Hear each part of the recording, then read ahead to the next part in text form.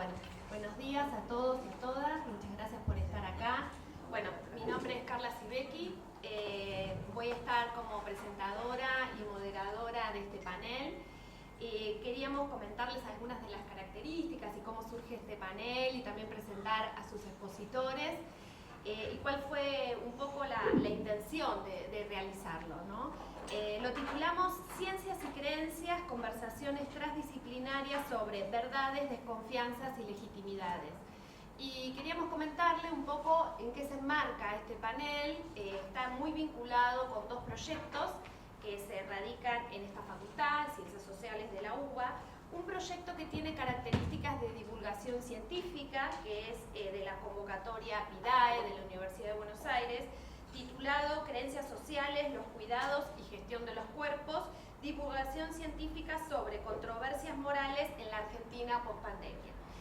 Y otro proyecto, este proyecto se encuentra bajo mi dirección y el otro proyecto bajo la dirección de Verónica Belibó, que también nos acompaña acá en el panel, enmarcado en la acreditación científica de UBACIT de este último periodo.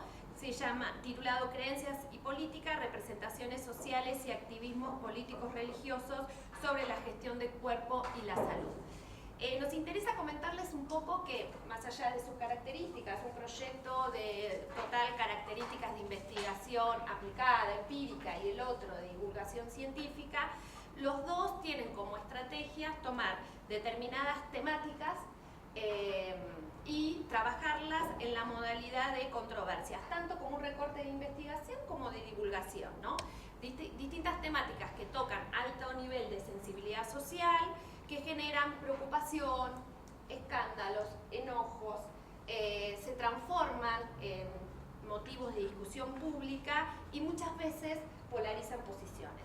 Hemos trabajado distintas temáticas que están en procesos, algunas vinculadas con el fin de la vida y el suicidio, otras vinculadas con la elección o no de cuidar animalitos de compañía, mascotas, frente a la caída abrupta de la tasa de natalidad y observar las convergencias y divergencias entre ambos procesos.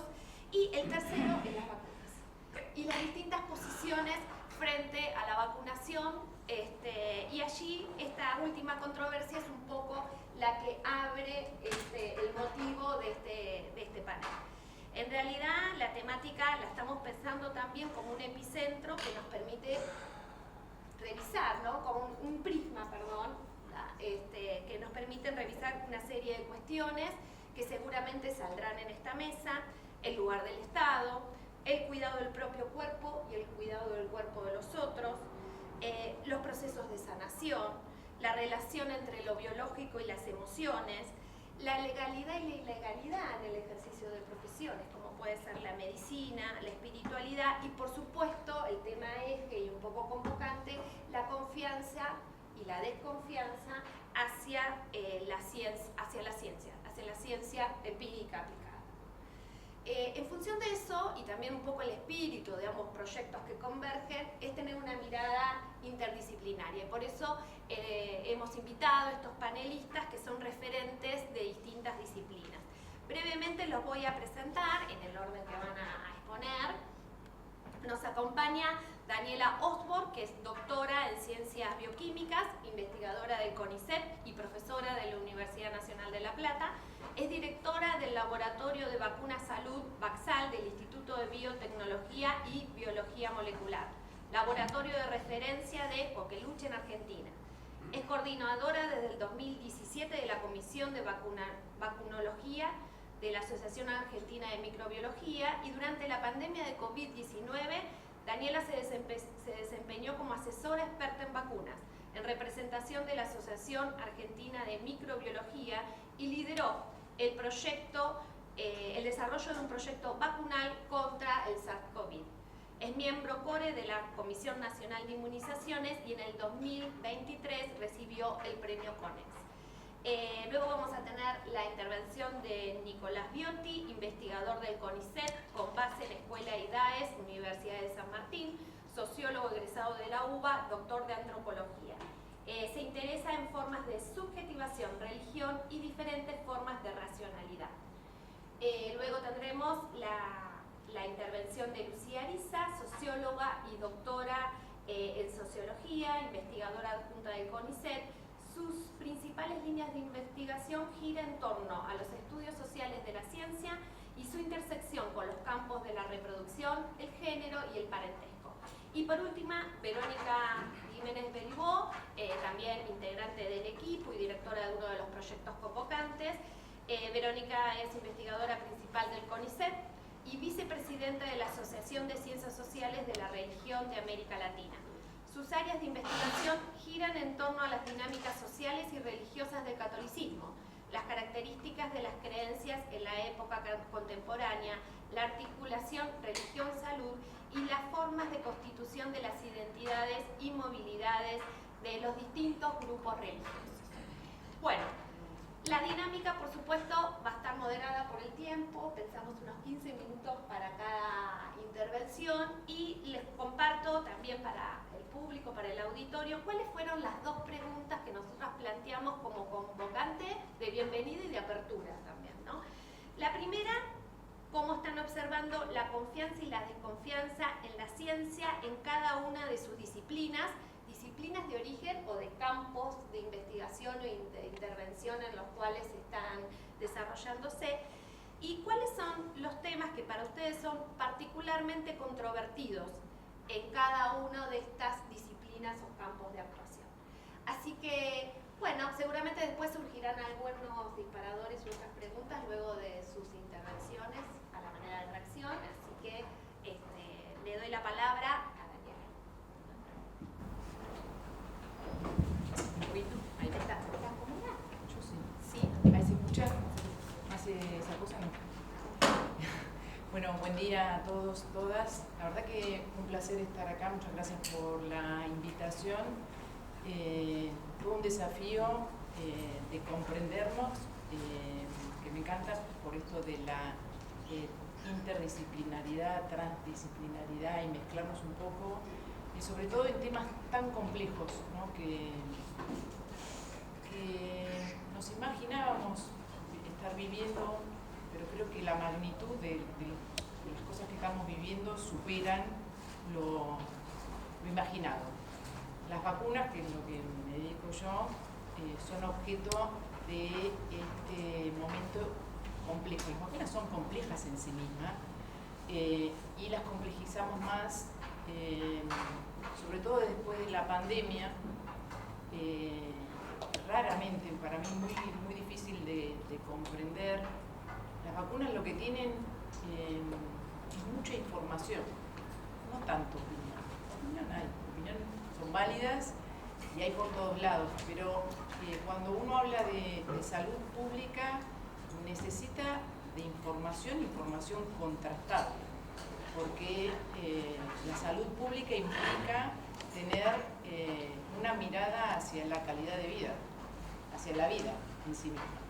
Entonces se necesita mucha información, y en el caso de vacunas, información basada en la evidencia científica. Está atravesando las vacunas por un momento de desconfianza enorme, no solo en Argentina, sino en el mundo en general, y con el condimento por ahí más preocupante es que las autoridades sanitarias que deberían bregar por la calidad de vida están en contra de las vacunas de manera explícita. El hecho que muestra eso son las coberturas de vacunación, que es un número, que ese número también hay que entenderlo. Uno puede decir coberturas de vacunación 80% y uno dice, bueno, ¿estamos bien? ¿Cómo estamos? ¿No? ¿Qué es el 80%? Y entonces, bueno, ahí se necesita esto de información. Bueno, ese dato que nos muestra que estamos mal con las vacunas está por debajo de la meta. O sea, en la comunicación por ahí habría que decir la meta de vacunación. Meta de vacunación en las Américas y para todas las patologías, para hacerlo más sencillo, es del 95%. 95% tiene una razón de ser ese numerito. La razón de ser es que las vacunas, a diferencia de otras drogas que uno puede tomar. Por ejemplo, un paracetamol uno lo toma para uno. La vacuna tiene un impacto en uno y además en la comunidad. Es lo que se llama inmunidad, a mí me gusta mucho, del rebaño o inmunidad de la comunidad. Para lograr el efecto directo e indirecto necesitamos coberturas altas. Hay personas que no pueden verse beneficiadas por las vacunas porque, por ejemplo, tienen su sistema inmunológico no funcionando al 100%. Las vacunas, ¿saben lo que son las vacunas? Uno lo podría definir como formulaciones que tienen en su composición algo de los microorganismos que nos afectan nuestra salud, pero presentados de una manera que no nos dan enfermedad, que lo que hace esto es despertar una respuesta inmunológica específica para que cuando veamos al patógeno podamos responder rápidamente y evitar lo peor de las infecciones de patógenos, que es la enfermedad, que es el daño, que es que vayamos al hospital, a las terapias intensivas, y hay muchas enfermedades que son fatales. Entonces, las vacunas son un derecho, que me hacen bien, y son un deber, porque si yo no me vacuno, toco el derecho de las otras personas sencillamente a la vida, al desarrollo de la vida. Entonces, tenemos dato, el dato es, estamos por debajo de la meta, y el otro dato es, miremos un poco lo que está pasando en términos de enfermedades. Escuchamos lo que está pasando con enfermedades.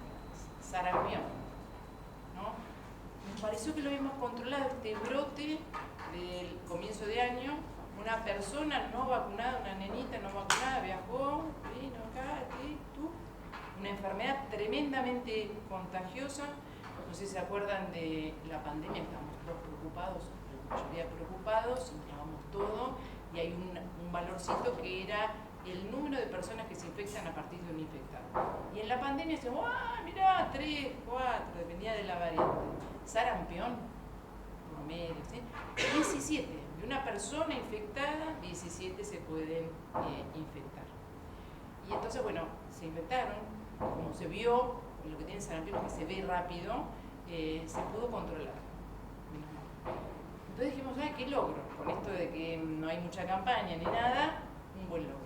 Y ahora, otra vez una familia nos vacunó y se movió por todo, no por un lugar, se movió por toda la ciudad, los micros, estuvo en lugares cerrados, tuvo un montón de personas, exacto, con coberturas que están por debajo de la meta. Enfermedad que puede dejar secuelas, enfermedad que puede ser fatal. ¿Es la única? No, la que estudio yo, estudiamos en el equipo. Tos convulsa, coqueluche y pertussis. Todas enfermedades infectocontagiosas prevenibles por vacunación. El coqueluche también es prevenible por vacunación. 7 muertos. 7 muertos. Y uno dice los numeritos, pero una vida está tremenda. Una vida que uno la puede prevenir por vacunación, donde todos intervenimos. Y yo decía, las vacunas tienen muchos datos, entonces llama mucho la atención lo que pasa.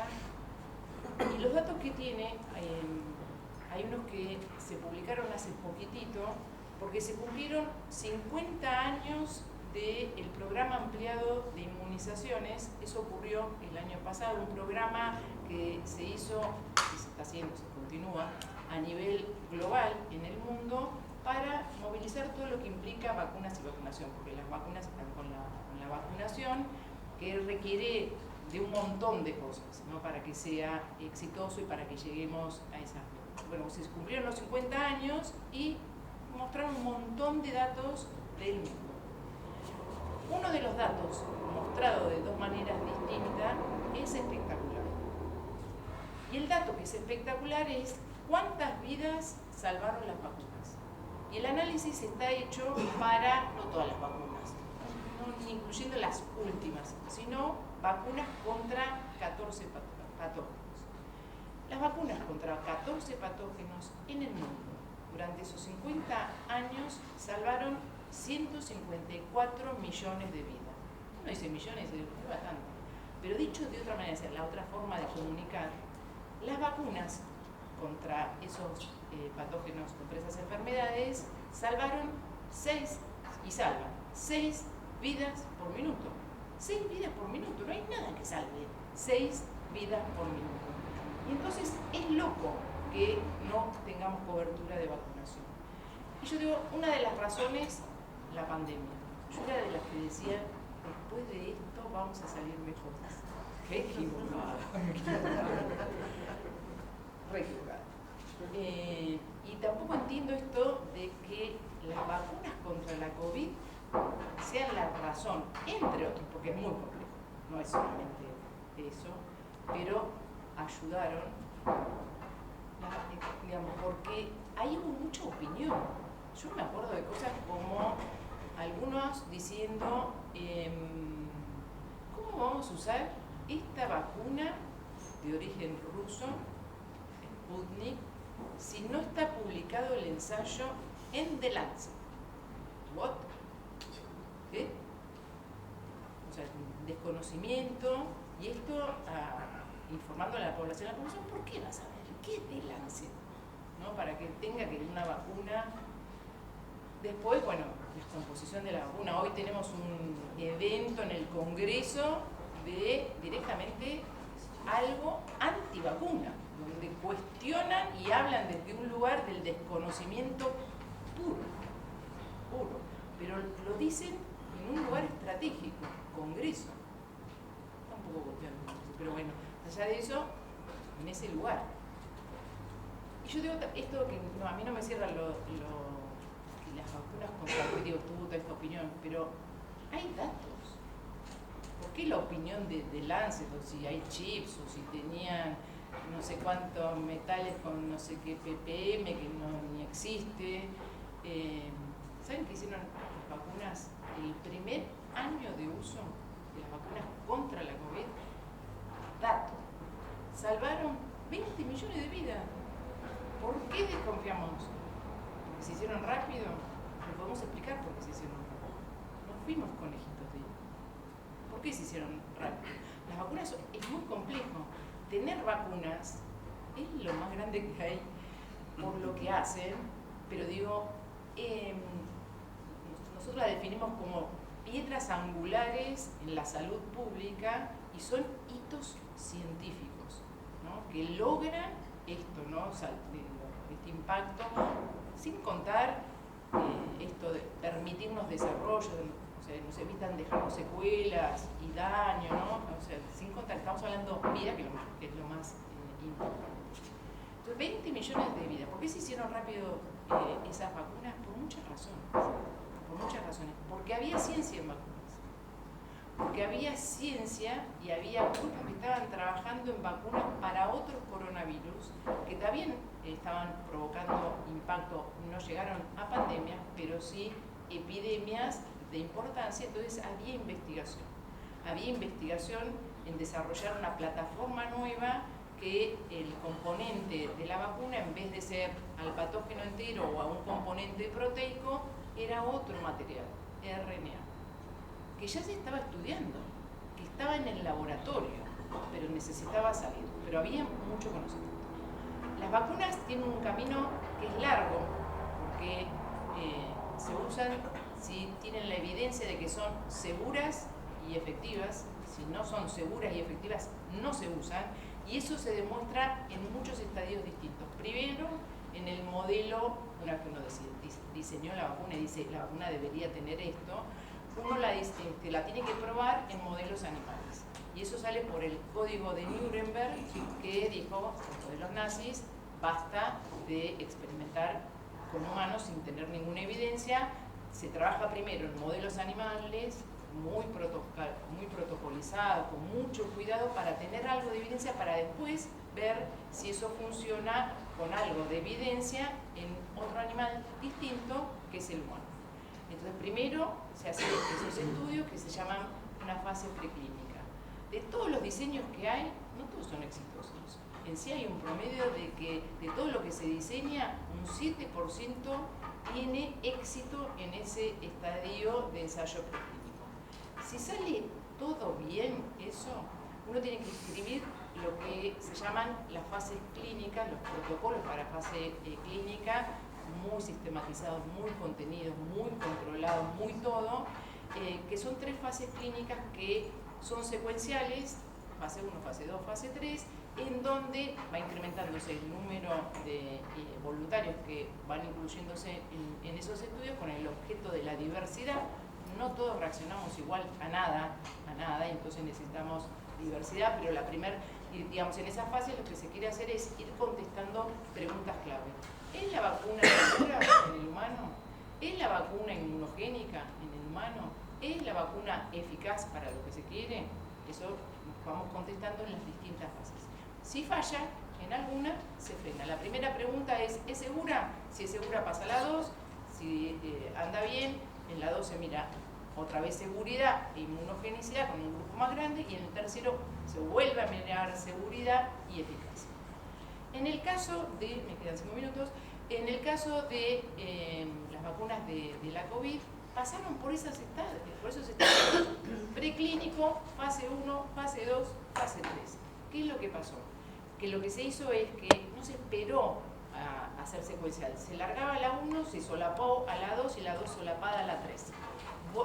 El virus circulaba un montón. Voluntarios todos, como nunca, porque para decir, bueno, vamos a hacer una vaina, yo no. En cambio, para la COVID-19, como había tanta preocupación, tanto ruido, la gente contribuyó, algunos porque decían así, tengo vacuna, y otros porque tenían conciencia social y lo que implica y demás, fueron como voluntarios. Y además hay una cosa que se necesita en vacunas. Para hacer todos esos desarrollos tan controlados, se necesita dinero. ¿Saben cuánto dinero se necesita en promedio para hacer una vacuna? Promedio, $1.000 millones. Es una traba. ¿Qué pasó en la pandemia? El dinero apareció. Hasta los estados sacaron dinero de las piedras y lo focalizaron ahí. Y entonces, por todas esas razones, las vacunas se hicieron en poco tiempo. Había conocimiento en coronavirus, se condensaron fases y había dinero. Y había enfermedad, y había voluntarios, y entonces se pudo lograr. Lo único que no se hizo fue hacer las evaluaciones a largo plazo. Porque si seguíamos a largo plazo esperando las 2 años, más muertes íbamos a tener. Y los sistemas de salud colapsados y demás. Entonces, no fuimos conejitos.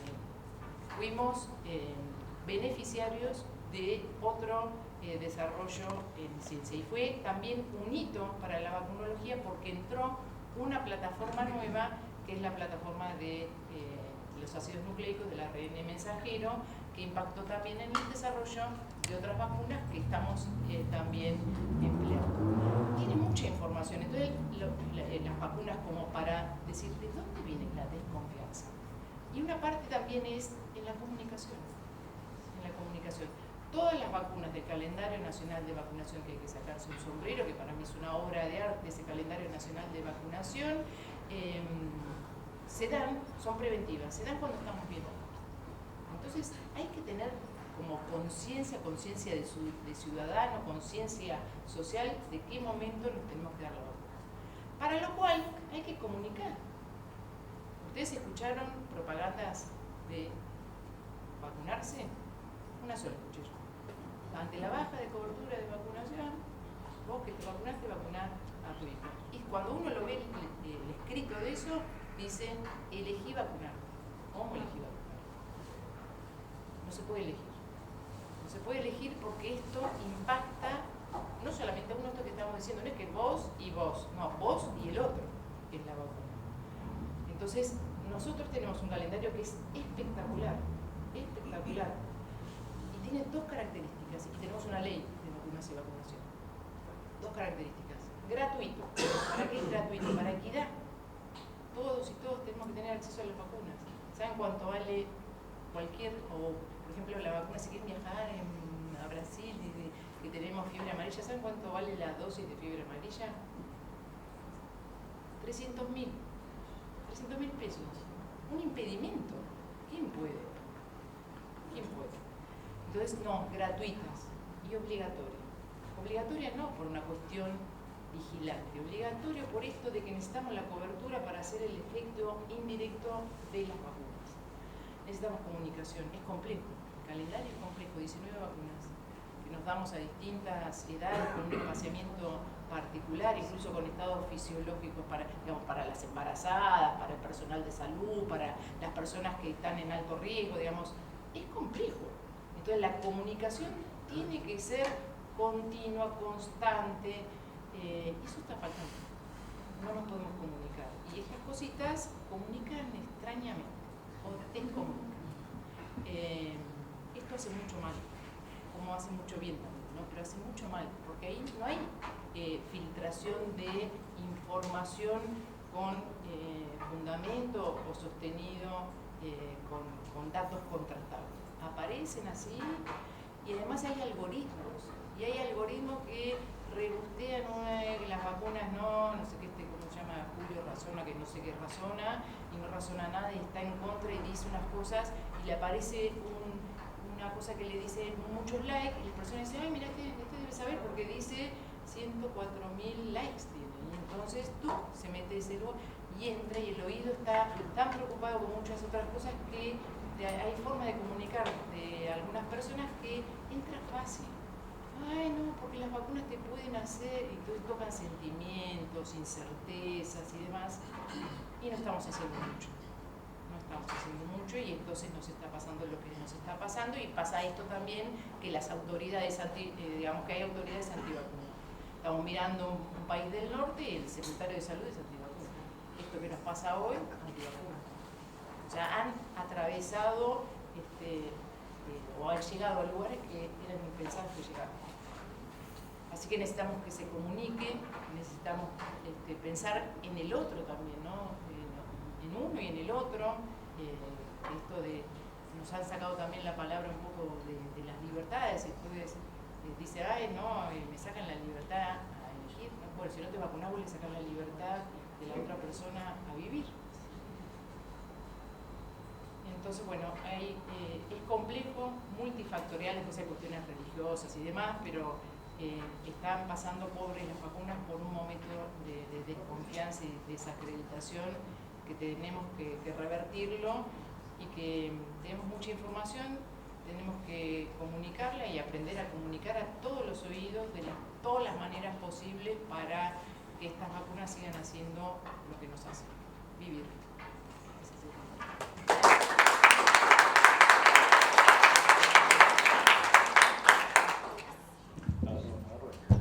Hola, ¿también así? Sí, sí. Perfecto. ¿Se escucha bien? Sí. Ah, perdón. Bueno, muchas gracias por estar acá, muchas gracias por la invitación, un placer, yo con Daniela también. Con Lucía vamos a exponer juntos porque básicamente estamos trabajando juntos, entonces pensamos un poco distribuir la exposición.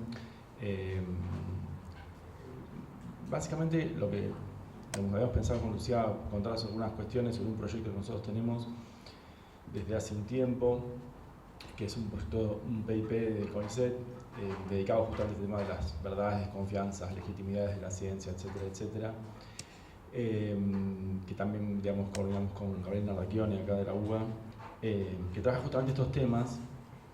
Eso, digamos, es un espacio institucional que trabajamos juntos con Lucía, pero por otro lado, ambos estamos escribiendo un libro hace mucho tiempo, que nunca terminamos, pero que es un libro justamente sobre estas cuestiones. No sobre las vacunas en concreto, pero sí sobre el problema de la desconfianza en la ciencia.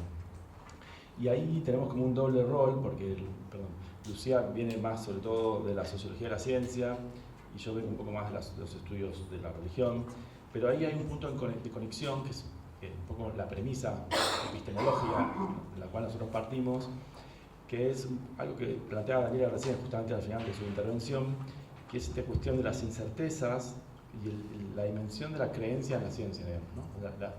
Cómo la comunicación científica, digamos, desde una posición más convencional, asumió, de una posición muy modernocéntrica, que la racionalidad deviene, digamos, ¿no? Los seres humanos son racionales y naturalmente van a hacer opciones racionales. Pero los que trabajamos sobre religión sabemos muy bien que no funciona así la lógica de la creencia, la lógica de la certeza, diría. sino que eso se construye socialmente, ¿no? Que lo que es legítimo, lo que es eficaz, no es solo eficaz en términos empíricos, sino que también es eficaz en términos sociosimbólicos. Entonces, esta cuestión de la construcción de la creencia, que es una construcción de lo verdadero, de qué se considera verdadero o falso, de qué se considera legítimo o no legítimo, es un problema clásico de la sociología, de la antropología, de las ciencias sociales, y un poco, digamos, se corre de la posición más filosófica de la discusión epistemológica, ¿no? Si las cosas, digamos, la definición filosófica sobre el estatuto de lo verdadero o lo falso, la historia de la ciencia, y se pregunta más por cómo la gente asume que algo es real o no real. Entonces, un poco en ese punto en común que tenemos con Lucía desde nuestros intereses en las ciencias sociales más vinculados a los temas de la veracidad, de la creencia, etcétera, etcétera, venimos pensando esta cuestión de la desconfianza en la ciencia, y eso surgió sobre todo durante COVID, como mucha gente empezó a pensar qué pasaba con estas cuestiones de gente que hacía manifestaciones en el obelisco con banderas en contra de las vacunas, en contra de la ASPO, en contra de una serie de políticas que todo el mundo asumía como beneficiosas. Surgió un poco en ese contexto, digamos, ¿no? A partir de ahí pensamos este proyecto, pensamos este libro, pensamos una serie de artículos que estamos escribiendo, y por ahí lo que nosotros queríamos contar hoy es algo que va a salir en un artículo ahora en la revista Etnografías Contemporáneas de la Universidad de San Martín, que trataba de pensar, digamos, cómo aparece esta cuestión de la creencia en estas zonas, digamos, de lo que a veces se llaman las pseudociencias, ¿no? Que nos parecía un concepto complicado también, o sea, si bien se usa socialmente la idea de pseudociencias, ningún pseudocientífico se asume pseudocientífico, digamos, ¿no? Entonces nuestra idea era, bueno, ¿qué pasa si nosotros tratamos de tomarnos en serio los que plantean este tipo de saberes paralelos, alternativos, anti-establishment? Hay muchos términos que se usan. ¿Qué pasa si nos tomamos en serio esa gente, digamos? Tanto los que producen esos discursos como quienes los consumen. Entonces la idea fue hacer como un análisis descentrado, antropológico, sociológico, más llano, digamos, que tomen en serio a los actores y indagar un poco qué pasa ahí en esos saberes que circulan desde la producción discursiva y desde los usuarios. Entonces, bueno, eso es parte de un proyecto mayor que tiene que ver con este libro, que tratamos de ver un poco cómo circulan en redes sociales estos saberes, que son en general de fuerte discusión contra la autoridad científica legítima, pero al mismo tiempo reivindican cientificidad, ¿no? Una cientificidad muy lábil, digamos, con los papeles flojos, digamos, pero el hecho de que reivindiquen una cientificidad es un dato, digamos, ¿no? Y reivindican evidencia también, solo que es una evidencia no basada en protocolos regulados, digamos, ¿no? Entonces un poco la idea era, bueno, a ver qué pasa si nos tomamos en serio el modo en que estos discursos y estos actores producen legitimidad, cómo producen evidencia, cómo quieren legitimar lo que hacen, ¿no? Entonces, un poco esa fue la pregunta. Y bueno, hay una sección de nuestro trabajo que analiza un poco más la circulación en redes, una parte que se basa en entrevistas en profundidad con lo que nosotros llamamos como personas que desconfían, hard mistrust, aparece en alguna literatura en inglés, como, digamos, posiciones más conspirativas, más de rechazo directo, digamos, de la autoridad científica, que tienen mucho más que ver con un componente mucho más identitario, digamos, ¿no? Que a veces se parece un poco de las nuevas derechas, así como un componente fuertemente antiautoritario, digamos, ¿no? De jerarquizante, de reivindicación de la autonomía personal, de la libertad. Y por otro lado aparece esto que nosotros llamamos como una desconfianza soft, que también nos parece importante, porque muchas veces aparece en esta discusión una especie de polarización, ¿no? Los antivacunas, los terraplanistas, los racionalistas. Entonces, claro, esos son como la caricatura extrema de los movimientos anti, pero en el medio hay un montón hay un gradiente, digamos, una serie de grises que nos parece muy importante analizar, porque de hecho el problema de la incerteza, el problema de la inestabilidad de la creencia, el problema de la desconfianza es un problema que nos afecta a todos, digamos, ¿no? O sea, nadie está lejos nadie está fuera de la posibilidad de la desconfianza. Entonces, la idea es pensar un poco más simétricamente esto, ¿no? No pensar que hay grupos radicales solamente, si bien están y hay que estudiarlos, sino ver un poco esas zonas más grises de la desconfianza como un fenómeno social. Bueno, eso tiene que ver con el libro, no vamos a hablar de todo eso, porque estamos toda la tarde, pero sí nos queríamos concentrar en dos cosas que nosotros empezamos a seguir entre Lucía y yo, que son, en mi caso, fue un poco la controversia sobre el dióxido de cloro, digamos, ¿no? Como apareció durante la pandemia, no sé si se acuerdan. Y en el caso de Lucía tiene más que ver con algo que se llama la nueva medicina germánica y una broker, una médica que parecía que se llama Matilda Lidero, y hoy les vamos a contar mínimamente sobre eso. Pero Dos o tres cuestiones un poco sobre la pregunta que planteaban inicialmente, ¿no? Bueno, ¿cómo vemos hoy lo que se dice en nuestro campo sobre estos temas? Y ahí, un poco este planteo que nosotros queremos, esa discusión que nosotros queremos dar, se choca contra una serie de análisis, incluso del sentido común público, de la salud pública a veces también, pero sobre todo también del análisis de las ciencias sociales, que es primero el análisis del avance del irracionalismo, ¿no? O sea, como estamos en un mundo racionalista, fake news, la gente ya no cree en nada, gana la derecha, antivacunas, digamos, una especie de diagnóstico del apocalipsis, digamos, ¿no? Que es llevado adelante incluso por muchos analistas, o interpretaciones de tipo psicológico, como por ejemplo la idea del trauma colectivo, que la pandemia produjo un trauma colectivo, y entonces ese trauma ahora produce nuevas derechas, antivacunas, etcétera, etcétera. Que son explicaciones externas a los actores, digamos, ¿no? No se toman en serio a los actores, sino que interpretan con marcos analíticos y teóricos muy alejados de lo que los propios actores viven y experimentan. Bueno, eso, digamos, tratamos de discutir con ese tipo de miradas, pero después hay algunas miradas un poco más sofisticadas, que es la teoría del sesgo cognitivo, que nos interesa discutir con eso, que se usa mucho, la ciencia política lo usa mucho, la salud pública también, la psicología, pues básicamente viene de la psicología. Incluso muchos sociólogos lo usan, sin pensar muy bien en qué está en juego ahí. Y esa cuestión del sesgo cognitivo, me parece interesante solo mencionar algo sobre eso, porque tiene un poco que ver con qué queremos discutir.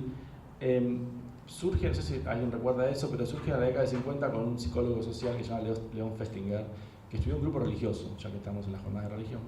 Y básicamente era un grupo milenarista que declaraba que se iba a acabar el mundo un lunes, digamos, el 25 de diciembre, porque iba a venir una nave espacial, era una especie de culto platillista norteamericano, así un poco loco, con un discurso mesiánico y un discurso apocalíptico. Y lo que ellos empezaron a seguir fue justamente cómo se construía esa creencia en ese grupo, y esperaron que llegase ese día, y obviamente el mundo no acabó. Y entonces lo que empezaron a analizar era cómo las personas reafirmaban su creencia en este grupo cuando la evidencia mostraba que no se había cumplido lo que pronosticaba la profecía. ¿Está bien? Entonces, en base a eso se escribieron dos libros súper importantes de Festinger y colaboradores a fin de la década del 50, a principios de la década del 60, que acuñaron esta idea del sesgo cognitivo, que es básicamente una teoría funcionalista sobre cómo las personas reafirman su creencia rechazando la evidencia, digamos, ¿no? Y habría una especie de operación de cálculo utilitario entre los actores sociales que, para reducir la frustración que produce la evidencia que contradice lo que uno cree, reafirman la creencia, ¿no? Es una especie de análisis muy mecánico sobre cómo funciona la creencia, muy típico del funcionalismo y el utilitarismo de finales de la década del 50 en la teoría social. Bueno, esos libros fueron absolutamente discutidos en los últimos 40, 50 años. Se volvió a trabajar sobre estos mismos grupos platillistas, un montón de antropólogos, sociólogos discutieron eso. Es insostenible hoy la teoría de Festinger a nivel analítico, pero se sigue usando la teoría del sesgo cognitivo para analizar estas cuestiones. Fake news, sesgos cognitivos, se usa mucho para analizar los grupos de redes sociales, digamos, ¿no? Como la idea de que las personas confirman su creencia en las pequeñas burbujas digitales, etcétera, etcétera. Lo que no quiere decir que eso no reafirme creencias, pero nuestra idea es que, digamos, las personas asumen determinada forma de confianza o de creencia en base a un modelo cultural, digamos, ¿no? O sea, hay una organización simbólica que, en todo caso, ese tipo de dispositivos o elementos puede ser importante. Las redes sociales son muy importantes, digamos, tienen mucho que ver con los procesos de jerarquización de la autoridad científica, de jerarquización de todas las autoridades epistémicas. Sin embargo, hay algo más que nos parece que es importante entender, que, digamos, y eso tiene que ver con nuestra propia reflexión, o sobre todo la que yo vengo llevando dentro de estudios de religión, dentro de los grupos más de tipo New Age o alternativos, que tienen este tipo de argumentos desde hace mucho, o sea, son antivacunas desde hace mucho, tienen posiciones antiestado desde hace mucho, tienen ideas del cuerpo y de la salud súper vinculadas a la idea de la autonomía personal, ¿no? Y lo que, digamos, me parece a mí es que hay algo de ese proceso de individualización, de autonomización del sujeto, de confianza en uno mismo, ¿no? De la idea de la autoayuda, de confiar en uno mismo, la idea de confiar en el propio cuerpo, las sensaciones, las emociones, la sensibilidad, lo que no lo veo no lo creo. Algunos llaman esto individualismo epistémico, ¿no? Eso es un fenómeno sociocultural que obviamente es apalancado por las redes sociales, es apalancado por la desinformación, es apalancado por un montón de procesos como la fake news, es apalancado por un montón de cosas, pero ese tipo de discurso de posiciones anti-ciencia no correrían, digamos, si eso no existiese, digamos, no tendrían eficacia social. Bueno, eso es un poco el argumento. Digo dos cosas y la dejo a Lucía cerrar.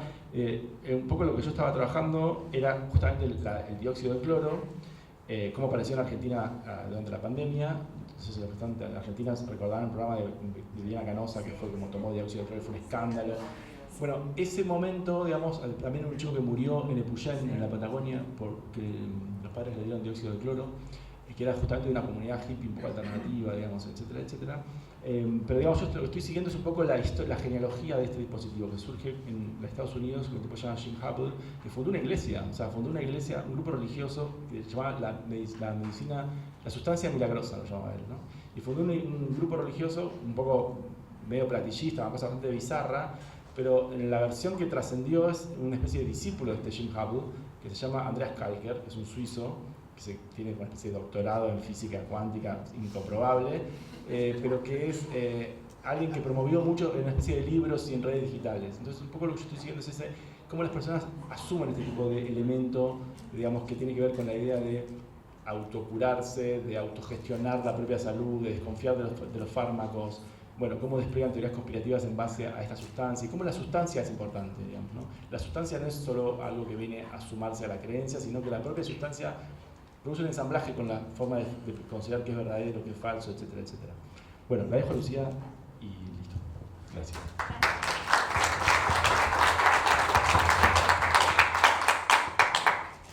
Bueno, hola, ¿cómo están? Gracias a todos por estar hoy temprano a la mañana acá escuchándonos y conversando con nosotros. Gracias por la invitación. Bueno, como les contó Nico, nosotros estamos llevando adelante un proyecto juntos desde hace unos años. Se nos está retrasando un poco los resultados. Y bueno, son cosas que venimos pensando en conjunto. Quizás quería traer, como para empezar y para quizás contarles un poco lo que me pasa a mí con este tema, un afecto, ¿no?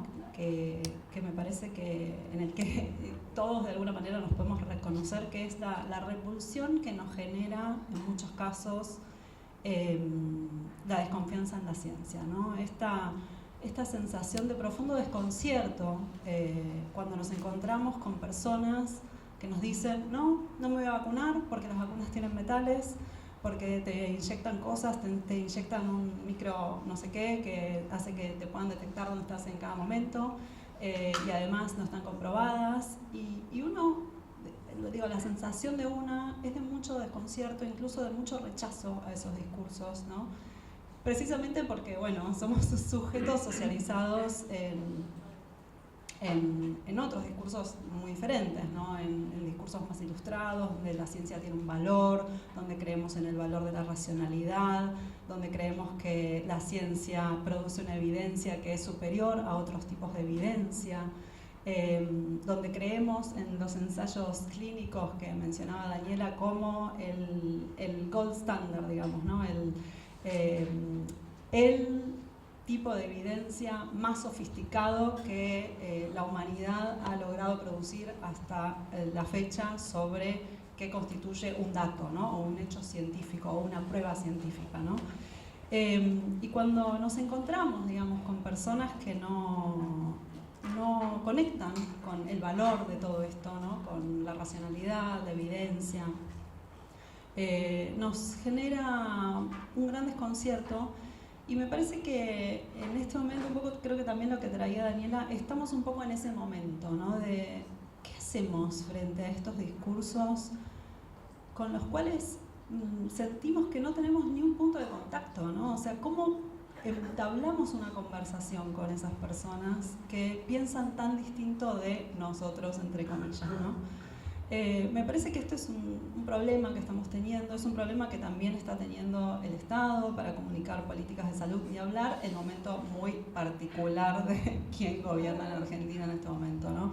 Pero más allá, digamos, de Milei, de cierto discurso antivacunas que puede estar acompañando este gobierno, etcétera, es un problema más general, ¿no? Cómo el Estado se conecta con la sociedad. Daniela hablaba de la importancia de la comunicación científica. ¿Cómo se hace llegar esa información científica y todo ese minucioso proceso de investigación que Daniela nos contaba? ¿Cómo se hace llegar a los grandes públicos de una manera que sea entendible por esos públicos, ¿no? Y me parece que ese desconcierto, esa barrera que existe en entender qué está pasando en muchos de esos públicos que no están pudiendo absorber de una manera tan inmediata como aparentemente lo hacían antes los resultados de la ciencia, no entender qué pasa ahí nos deja como en este momento así medio de brazos caídos, ¿no? Por eso también me parece que es un tema que desde varios lugares en las ciencias sociales se ha empezado a investigar, también porque hay eventos públicos, como decía Daniela, visibles, ¿no? De movimientos antivacunas, jornadas antivacunas que nos preocupan, ¿no?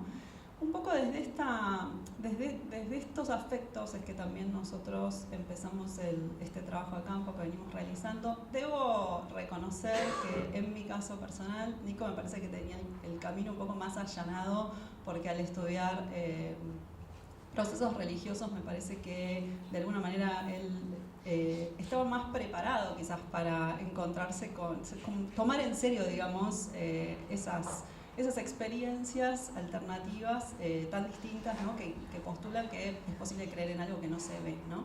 Desde luego para mí fue un encuentro, ¿no? Con esos públicos anticiencia, esos públicos de desconfianza en la ciencia.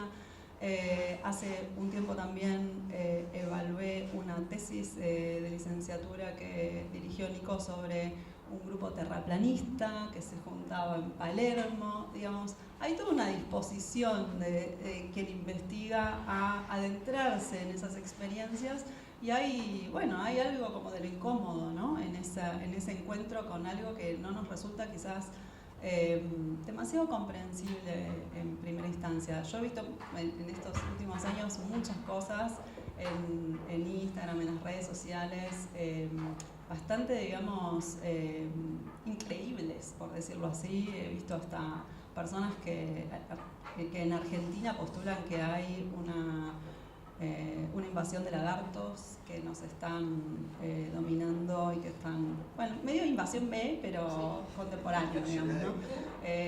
Digamos, y eso está ocurriendo, ¿no? O sea, y eso es parte del asunto. Entonces, ahí fuimos entrando. En mi caso particular, yo estuve siguiendo sobre todo una médica ginecóloga que se llama Matelda Lisdero, y que ella era una médica recibida en la UBA, que trabajaba en el hospital italiano de la ciudad de Buenos Aires, que tenía pacientes, digamos, todo dentro de lo muy estándar, y que en algún momento de los últimos años, antes de la pandemia, ella comenzó a sentir, que las respuestas desde la medicina oficial, digamos, que tenía para darle a sus pacientes no estaban dando resultado.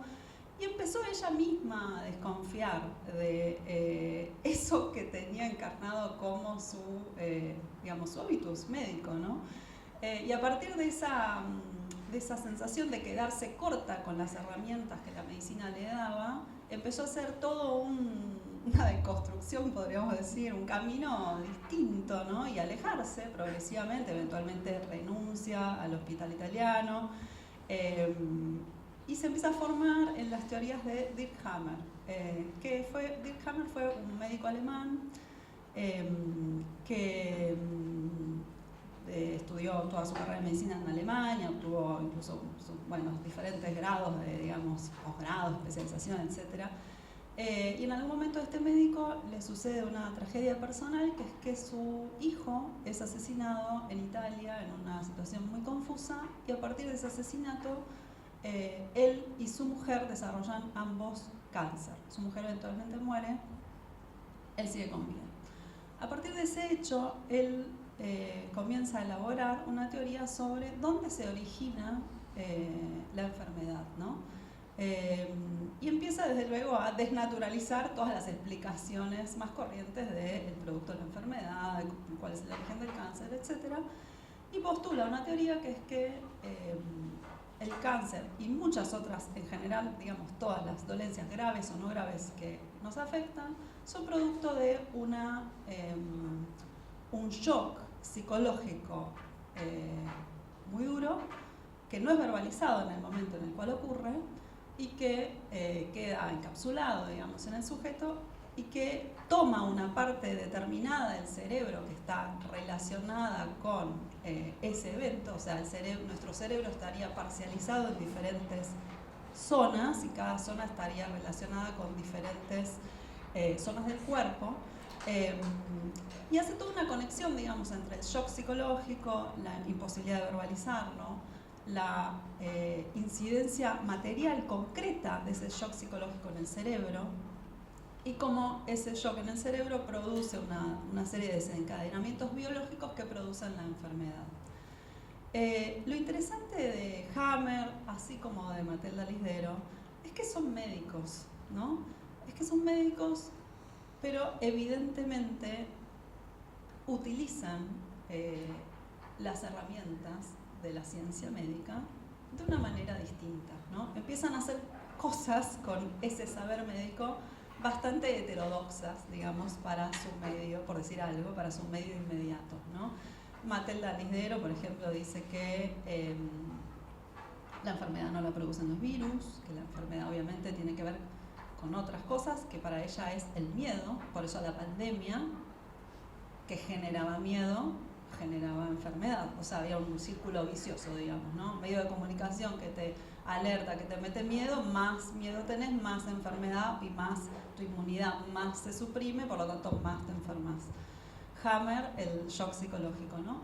Evidentemente, digamos, acá empieza a haber como muchísimas exponentes de esto que estoy diciendo, muchísimas personas que habiendo obtenido, el caso mismo que mencionaba Nico recién, que habiendo obtenido grados, posgrados y toda una formación en ámbitos científicos, comienzan un derrotero alternativo, en general a partir de algún evento que, por lo que entiendo, más en las experiencias ligadas a la religión son los eventos de conversión, ¿no? Bueno, acá hay como unas especies de momentos de conversión, pero a una mirada alternativa de cuál es la etiología de la enfermedad, es decir, el origen de la enfermedad, que incorpora visiones mucho más holísticas, ¿no?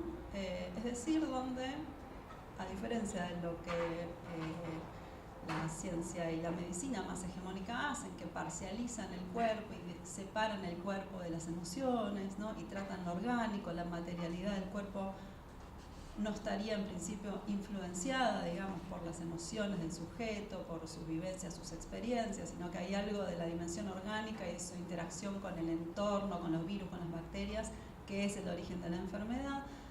Por el contrario, estas visiones más holísticas comienzan a incorporar los factores psicológicos, las emociones, los afectos, y por supuesto esto va acompañado de una enorme desconfianza hacia la ciencia y la medicina más hegemónicas, no oficiales, tal como las conocemos. Bueno, a partir de toda esta investigación que venimos haciendo, un poco para quizás reafirmar solo algunos de los puntos que dijo Nico recién, algo que nos parece importante destacar es que las posiciones de desconfianza varían a lo largo de una gran heterogeneidad, que es imposible pensar la desconfianza en términos de polos, confianza, desconfianza, sino que hay inmensa cantidad de matices en el medio, como decía Nico, hay desconfianzas más soft, desconfianzas más hard, les decimos nosotros, ¿no? Gente que está dispuesta por ahí a ponerse una vacuna, pero que por otro lado critica a las grandes farmacéuticas porque contaba Daniela, ¿no? Porque se aceleraron los procesos de aprobación, porque hay una ganancia que se percibe como desmedida en base a la generación de estos productos de salud que se percibe que deberían ser de circulación mucho más pública. Bueno, esto de los matices nos parece algo como muy importante.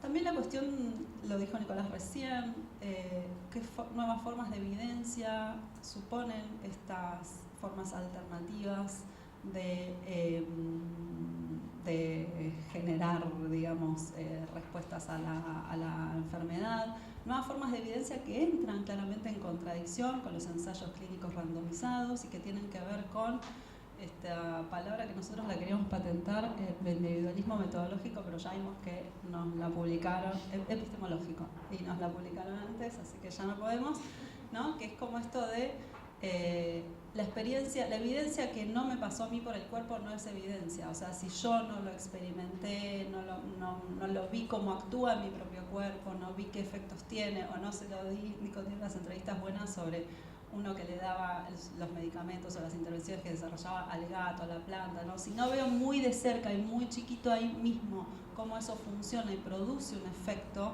no creo en una evidencia que es mucho más lejana, abstracta, ¿no? Que es la evidencia de la ciencia. Bueno, nada, nos parece importante también pensar en la pluralidad de los mundos que habitan el mundo, ¿no? Pensar que hay muchas experiencias de salud, de enfermedad, de producción de evidencia, de qué significa, no sé, estar sano, estar bien, ¿no? Y que dar cuenta, digo, ¿qué podemos hacer desde la sociología, la antropología? Es poder como verdaderamente dar cuenta de esas otras experiencias para que esas campañas de salud, esas campañas de comunicación sobre la importancia de vacunarse y cualquier otra intervención médica puedan tocar algo de esos mundos que andan por ahí y que no se están relacionando con la manera en la cual la ciencia hasta hoy pudo comunicar sus resultados. Evidentemente hay algo ahí que entró en crisis y probablemente va a ser mucho más fructífera una campaña de salud, de comunicación pública de la ciencia que tenga en cuenta esas pluralidades, ¿no? Que nosotros más sofisticadamente le llamamos esas pluralidades ontológicas, ¿no? Esos otros mundos dentro de este mundo, esas otras maneras de percibir el cuerpo, la enfermedad, la salud, la evidencia. Y en el punto en el cual una campaña de salud pueda tocar, pueda hablarle a esos otros mundos, probablemente va a ser más efectiva que si sigue diciendo el ensayo clínico randomizado es la única forma de evidencia efectiva, real y creíble, ¿no? Hay algo de eso que se rompió y que tenemos que hacer algo con eso que se rompió, porque el ensayo clínico randomizado no le está hablando a una pluralidad que tiene otras experiencias. Nada, para cerrar, nos parece importante, digamos, tocar esto de cómo no estamos pensando en dos polos, ¿no? Sino que hay estos exponentes que Nicolás y yo investigamos. Hay muchas zonas intermedias de la desconfianza y muchas de esas zonas intermedias están habitadas por personas que vienen de los ámbitos científicos. Les cuento la intimidad, yo soy astróloga. Y en mis estudios de astrología mientras estudiaba estaba acompañada de muchísima gente científica, o sea, bioquímicos, biólogos, médicos, un montón. Hay muchísima gente que viene del ámbito de la ciencia y que está experimentando otras zonas de la creencia. Lo digo a tono anecdótico, pero toda anécdota es una forma de evidencia también. Si podemos tocar algo de esto, ¿no? O sea, como, bueno, es mucho más híbrido el tránsito entre la confianza y la desconfianza de lo que por ahí creemos.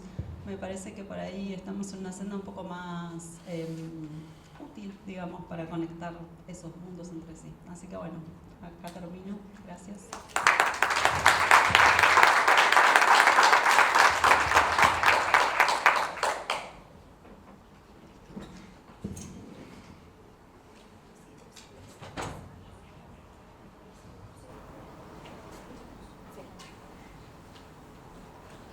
Bueno, antes que nada, muchas gracias a todos. La verdad que para mí es un lujo estar acá en este panel y me encanta la combinación de... Me parece que jugamos un poco a abrir preguntas y cuando abrimos preguntas también ponemos en juego nuestras propias certezas y algunas de las propias certezas tienen que ver con preguntas de lo que se discutió acá, ¿no? Lucía decía algo se rompió. Daniela dice, la comunicación, digo, hay un problema que está en la comunicación. Todos decimos, hay zonas grises, hay espacios de frontera, hay hibridez, y creo que la convocatoria de este panel era un poco pensar en esas hibrideces, en esas zonas grises.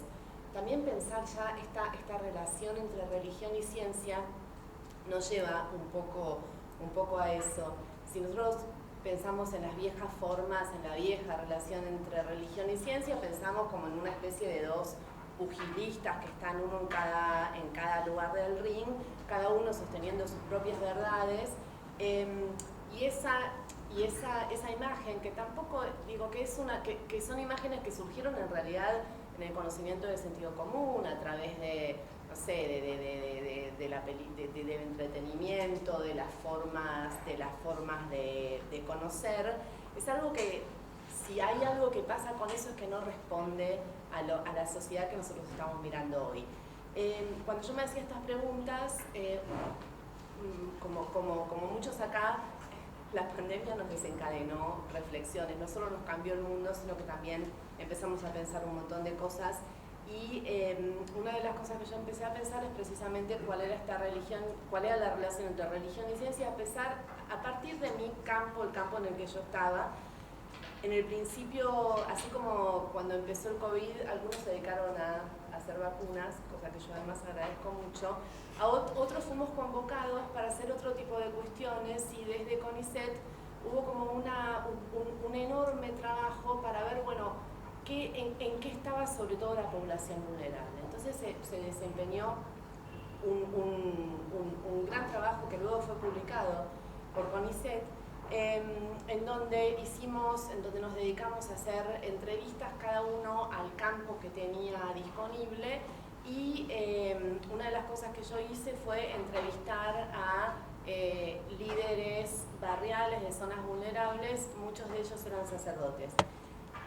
Y después seguí hablando con el que en ese momento era el secretario de culto, y algunas de las cosas interesantes que pasaron en ese momento es que la Secretaría de Culto articuló la relación con líderes religiosos, pastores, sacerdotes, pero también personas de otras religiones, con mezquitas, con sinagogas. Y se armó un diálogo que era un diálogo muy fluido, muy sostenido.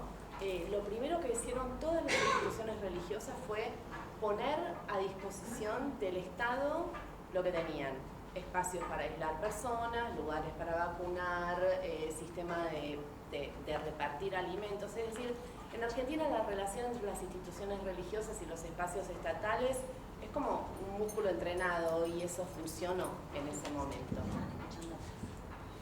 Entonces, la primera de las conclusiones que podíamos tener en ese momento es que, ¿qué contradicción hay aquí entre ciencia y religión? Las instituciones, por lo menos por parte de las instituciones religiosas, todo lo que nosotros veíamos era acuerdo, disposición. No había por parte, ni siquiera se vio aquí lo que sí se vio, se empezó a ver a un año pasada la pandemia en otros lugares, que eran los pedidos de apertura con respecto a los lugares de culto. Acá habían como negociaciones, se abrieron unos baños rituales en una sinagoga, y eso se hizo sin mayor problema. Después había, por supuesto, y eso nos fuimos enterando más tarde, por ejemplo, había algunas zonas algunas zonas particulares, acá María Bárboras estudió, en donde había, por ejemplo, el cura salía con una camioneta y con un micrófono, y desafiando un poco el aislamiento, pero bueno, eran realmente elementos muy puntuales, eran hechos puntuales, o sea, el acuerdo aquí era total. Entonces la pregunta es, ¿qué pasó? ¿Qué cambió? ¿En qué momento esa figura que nosotros veíamos reflejada también con tres gobernantes sentados adelante nuestro, diciéndonos se tienen que quedar en sus casas, hay que preparar el sistema sanitario, las vacunas ya van a venir? ¿Qué pasó en ese momento en donde, si nosotros hacemos un arco, y vamos a poner, no arbitrariamente, el día de hoy, en donde precisamente llega al Congreso llevado por una diputada, una conferencia antivacunas en donde hay varios de los personajes que nosotros conocemos porque venimos siguiendo. Me parece que la pregunta sobre qué pasó tiene mucho que ver con lo que se preguntan Nicolás y Lucía. Es decir, ¿qué fue lo que cambió en la sociedad?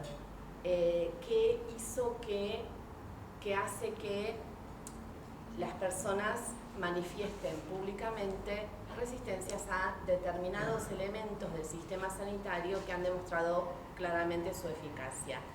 Y en realidad es una pregunta tramposa, porque no cambió nada en ese momento. Había las raíces de todo lo que nosotros vimos en ese momento. Digo, como siempre, esto, las ciencias sociales, debemos decirlo, nos duele el corazón, pero siempre llegamos tarde.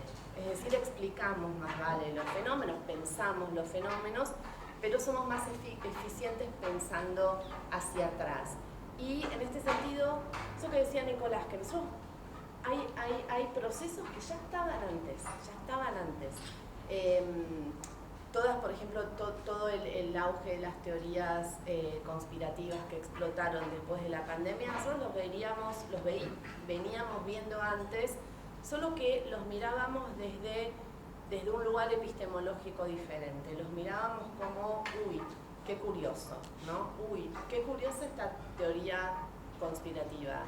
Mirá lo que me está diciendo.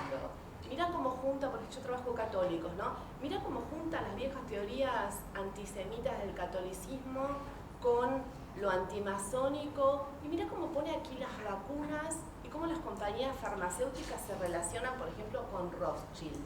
Nada, era como algo curioso, que nos llamaba la atención, pero que en su momento no pudimos ver esa transición en el momento que estaba pasando entre esa sensibilidad muy de nicho, muy de grupo pequeño, con una de las cosas que ayer trabajó Juan Marcos, que es cómo se expande esto hacia una sensibilidad más amplia, que no es que toda la sociedad se nos haya vuelto conspiracionista. Esto para mí también me parece importante trabajarlo.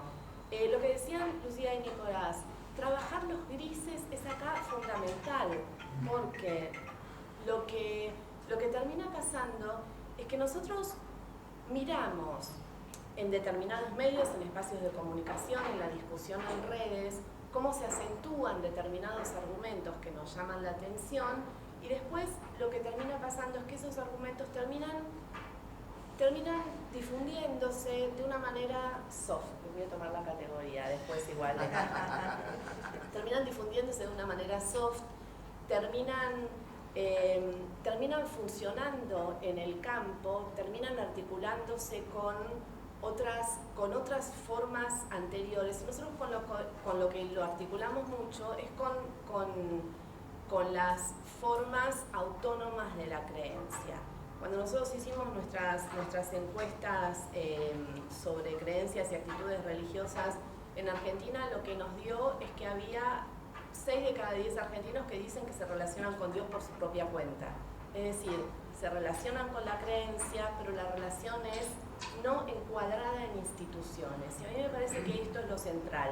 A la pregunta, ¿por qué, si todas las religiones están sosteniendo la pandemia en el discurso científico, después resulta que 1 año y medio después nos encontramos con que baja la tasa de vacunación hasta cuestionar los niveles de cobertura de algo que además en América Latina era una suerte de orgullo, de bandera, porque los movimientos antivacunas en Europa vienen desde hace mucho tiempo, en Italia están hace mucho tiempo, en Alemania están hace mucho tiempo y afectaron mucho la vacunación contra la COVID, pero en América Latina eso se veía poco, entonces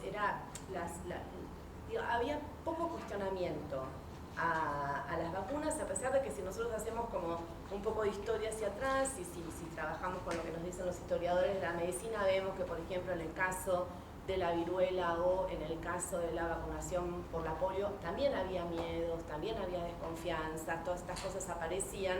Claro, no había redes sociales, entonces tal vez nos enterábamos un poco menos, pero lo cierto es que el avance y la eficacia de la eficacia de esos procesos terminó como achatando esa resistencia, de manera que al cabo de los años eso no se vio. Pero entonces, ¿qué es lo que pasó? Bueno, lo que pasó es una profunda desconfianza en el todo, que además si nosotros lo miramos hoy, no solo lo podemos ver en la medicina y en las formas de creer en torno a la medicina, también pasó en educación. Hay ahora proyectos que proponen que tenemos que poder elegir nuestros propios recorridos educativos. ¿Por qué la escuela va a imponerme a mí un determinado contenido para que mi hijo tenga que estar sometido a ese contenido? También lo vemos en economía, digo, ¿por qué razón tengo que pagarle impuestos al Estado? ¿Por qué razón? Si ese dinero es mío, lo produzco yo con mi propio esfuerzo, con mis propios Rappi, haciendo trabajo. ¿Por qué? ¿Por qué le tengo que dar a alguien más? Entonces, la afirmación de la autonomía, que nosotros lo vemos en nuestro espacio religioso, pero que se ve en todos los otros espacios de la sociedad, precisamente ataca algo que es fundamental en el proceso de la vacunación, que es la idea de solidaridad. Nos tenemos que vacunar no porque yo me voy a salvar, sino porque hay que crear un espacio social en donde las personas que no puedan ser vacunadas están. Digo, esa tensión entre individuo y sociedad, que es tan cara a la sociología, es como la idea central, la tensión central de la sociología desde su fundación, reaparece aquí, y el que gana, ya sabemos, es el polo del individuo esta vez. Entonces, si yo no me voy a enfermar porque soy sana, porque puedo trabajar mis traumas, porque puedo, de alguna manera, como nos decían nuestros entrevistados, yo vivo en el campo, no tengo problemas, vivo una vida sana, como sano, ¿por qué razón debería enfermarme? No me voy a enfermar, qué sé yo, probablemente tampoco se enferme. Digo, la tensión no está ahí, la tensión está en la decisión de elegir. Cuando Daniela hablaba de la producción de vacunas y de cómo hay una fase en donde se produce experimentando con animales, yo no pude dejar de pensar en que el otro de los ejes de nuestro proyecto de investigación tiene que ver precisamente con el cambio del rol de los animales en las sociedades contemporáneas. Entonces, hubo acá un grupo que empezó a trabajar, empezó a investigar las ferias veganas, como las ferias veganas, en el fondo de las ferias veganas lo que había era un intento de juntar dinero para los refugios de animales. Es decir, el veganismo es más un tema de estar en contra de la crueldad animal contra los animales que un problema de alimentación.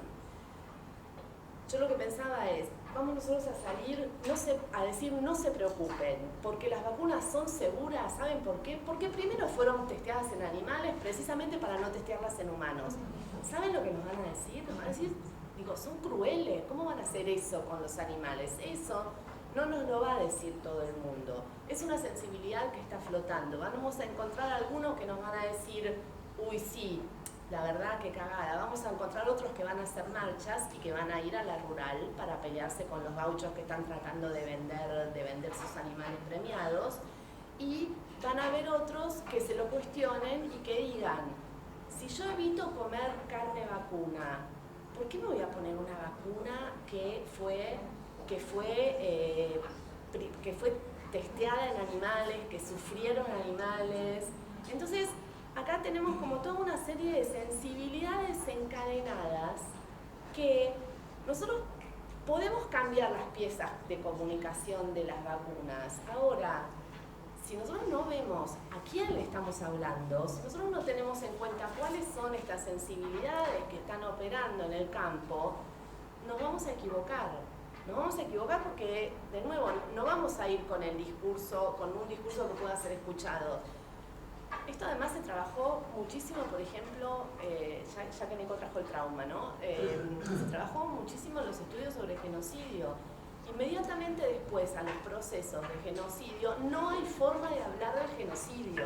Lo decía Primo Levi, cuando Primo Levi salió de los campos de Auschwitz, volvió a Turín, quería contar cuál era su experiencia, no podía porque nadie lo escuchaba. No es que él no podía decirlo, es que nadie lo escuchaba. Entonces, nosotros podemos hacer las mejores vacunas, nosotros podemos hacer las mejores piezas publicitarias para convencer a la gente de vacunarse, pero si no hay escucha social para eso, si no la pegamos con la escucha de la sensibilidad social, no va a funcionar esto. Y vamos a seguir teniendo esto.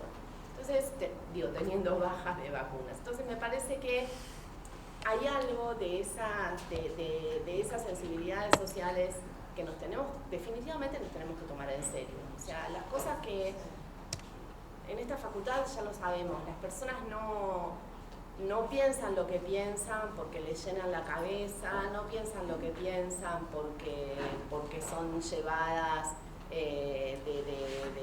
del hocico, ni por marxistas, ni por libertarios. Las personas piensan lo que piensan porque tienen sus racionalidades propias. Entonces, lo que necesitamos entender es cuáles son esas racionalidades propias para construir proyectos académicos, científicos, políticos que funcionen con esas racionalidades, que se articulen con esas racionalidades y que finalmente sean eficientes. Yo creo que hoy por hoy la tenemos bastante mal, pero bueno, no pierdo las esperanzas. Tal vez en algún momento logremos pensar, logremos ver, bueno, esto cómo llegó. Esas sensibilidades no tienen caminitos, es decir, cuando llegan a determinados lugares van creciendo. Ayer con Juan Marco pensábamos, bueno, cómo que se cristalizan en proyectos jurídicos y en proyectos legislativos. Yo creo que ahí hay algo. Por eso a mí me interesa pensar el evento del Congreso de hoy, porque ahí hay algo. En el momento en que esas sensibilidades llegan al Congreso y hubieron intentos, porque recuerden que hubo otra diputada que quiso proponer un proyecto de ley de vacunación optativa. No funcionó. Bueno, no funcionó en un momento, hoy están haciendo un evento en el Congreso. Hoy hay escucha para eso. Y por otro lado, quería cerrar, porque si no parece que en realidad la cobertura de vacuna baja solamente porque tenemos grupos de antivacunas. No, tenemos grupos de antivacunas, tenemos sensibilidades que se difunden y tenemos un Estado que no manda vacunas, tenemos un sistema de salud que está fragmentado en sus diferentes niveles, municipal, provincial y nacional. Tenemos personal de salud que cada vez se va reduciendo más. Entonces, ¿cómo funciona esto? En los espacios locales en que funciona, ¿cómo funciona? Bueno, porque hay personal local en cada, por ejemplo, CESAC, que recorre los lugares, identifica a las personas, habla con las familias, las convence de vacunarlas. Hoy, si se reduce el número de personas que están en la proximidad, en la cercanía, si no tenemos a las enfermeras, trabajadoras sociales, médicas que hablan con la gente y le dicen, mira, vacuna a tu hijo, bueno, eso no va a funcionar. No es únicamente un producto de redes sociales, es un producto muy multinivel que lo tenemos que pensar así, como un proceso multinivel y como un tema que efectivamente hay que atender. Muchas gracias.